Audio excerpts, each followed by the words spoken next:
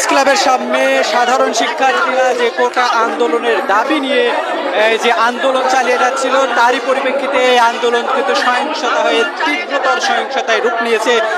দর্শক, একটা বিষয় জানিয়ে রাখতে চাই, এই আন্দোলন কিন্তু সারা বাংলাদেশ জুড়ে ছড়িয়ে পড়েছে। তারই পরিপ্রেক্ষিতে আজ প্রেস ক্লাবে সামনে রাজপথে কিন্তু ছাত্ররা, সাধারণ শিক্ষার্থীরা বসে পড়েছে এবং এই কর্মসূচি পালন করছে।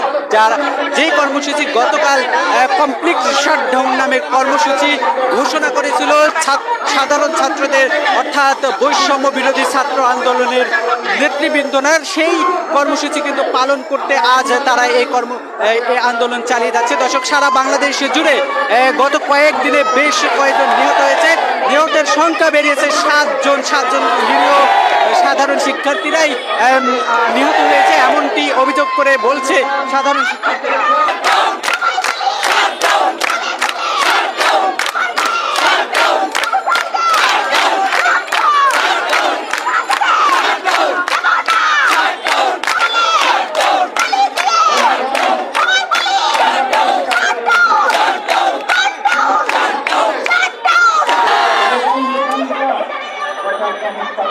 Thank you.